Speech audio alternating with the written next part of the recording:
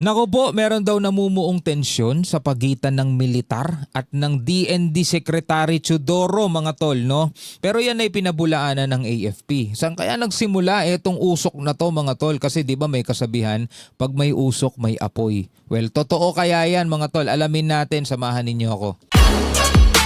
Audio Jungle.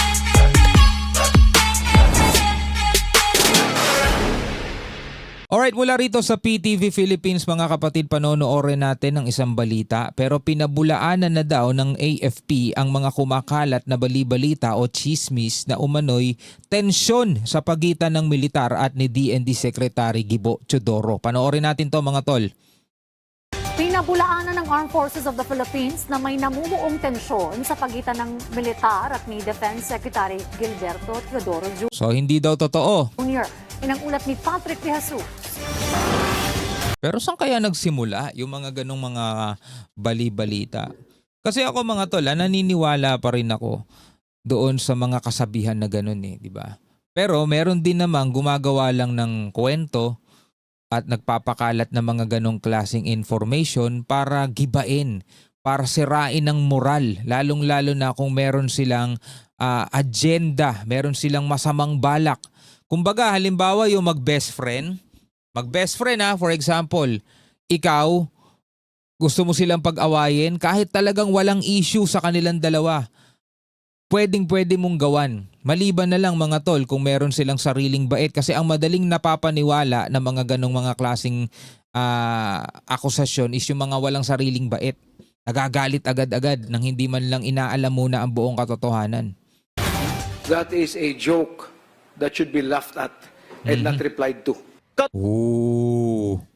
Dapat lang daw yan tinatawanan at hindi na kailangan pang pansinin. Tawa-tawa para sa Armed Forces of the Philippines ang alegasyong may mga aktibong general ang magsasampa umano ng kaso laban kay Defense Secretary Gilberto Teodoro Jr. Ang pahayag ay nanggaling mula sa isang abogado na naghain ng hiwalay na reklamong perjury at falsification of documents noong nakarang linggo dahil sa pagkakaroon ng kalihim ng Maltese passport. Itinanggi rin ng AFP na may namumuong tensyon sa pagitan ng militar at ni Teodoro. Totoong joke yun. Totoong joke yun. Kumbaga, katawa-tawa lang ibig sabihin. Hindi yung joke na as in nagbibiro lang, hindi. Kumbaga, ito daw yung mga bagay na tawanan mo na lang, huwag mo nang pansinin. Walang katotohanan yun. Pawang paninira lang, kumbaga. No such claim exists. Laugh at it. It's a good joke. Kasi, mga tol, kapag nagkaroon ng totoong halimbawa tensyon, kasiraan sa pagitan ng DND Secretary, Department of National Defense, mga tol, nasa ilalim niya ng ang ating AFP, mga tol.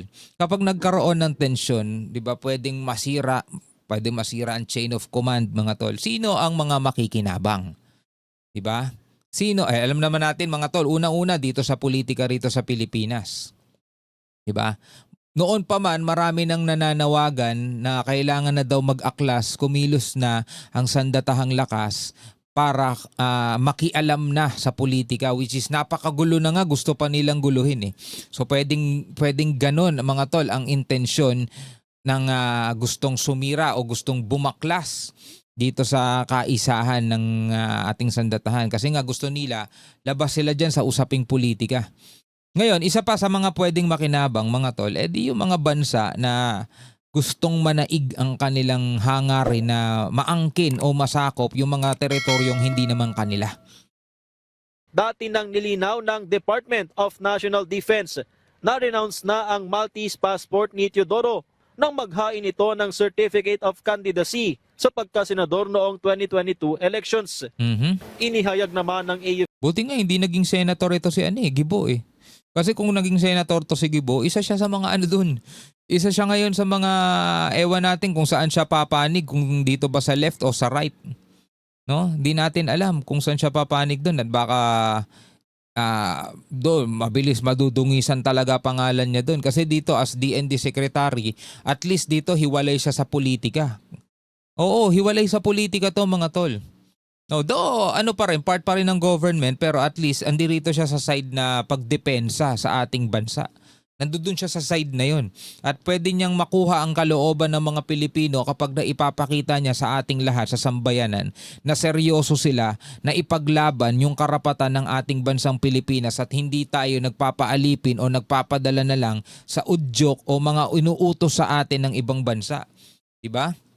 FP na hindi kailangan ng loyalty check at nananatiling buo ang kanilang suporta sa kalihim.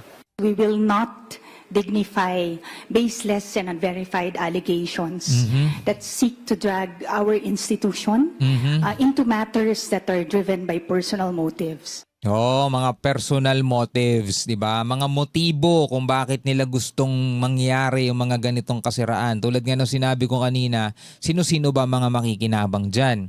'Di ba matagal na nga may mga nananawagan na mag-aklas na ang sandatahang lakas, 'di ba? Ay bagamat mga tol na kung titignan natin, eto na lang ba natitirang paraan para maayos ang ating bansa. Pero kasi lalong magkakagulo lang eh. Our ground commanders has assured us that they are in control and our forces remain to be professional. Samantala, sa isang panayam, nanindigan si Teodoro na hindi siya apektado sa mga ipinataw na sanksyon sa kanya ng China. China for me is an entity which occupies areas where they should not occupy. They twist and distort narratives and they use technology for improper purposes. Dapat nga maging proud pa si Secretary Gibo na pinatawan siya ng sanction ng China. Kasi ibig sabihin mga tol, ang lakas ng impact niya sa isang dambuhalang bansa. Imagine mo mga tol, yung laki ng China at ang liit ni Secretary Gibo, pero yung mga pahayag niya, ang laki ng impact nun. 'Di ba? Talagang niyayanigan China. At dahil nga dun sa impact niya, ayaw na nilang patungtungin, ayaw na nilang makaapak pa si Secretary Gibo sa lupa ng China. Ganun kalaki yung impact niya, no? Doon sa bansang China. At kung hindi naman siguro kawalan sa kanya, kung hindi na siya makakapunta ng China, napakaraming bansa. Pumunta ka na lang ng Korea, pumunta ka na lang ng Japan, pumunta ka na lang sa ibang bansa, di ba? Now, how did I feel about it? I'm indifferent to it. Kasama sa sanksyon ang pamilya ni Teodoro na ayon sa Chinese Foreign Ministry ay nag-ugat sa mga umano'y irresponsableng pahayag laban sa China. O di ba? Ang laki ng impact, di ba?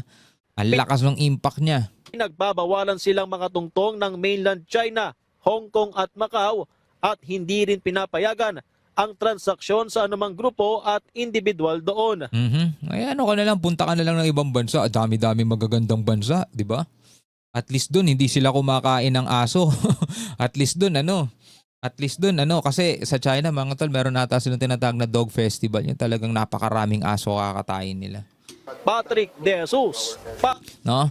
Ikaw bilang isang Pilipino, ano ang inyong masasabi rito, no? Saan naman doon sa mga nagpapakalat ng mga ganito?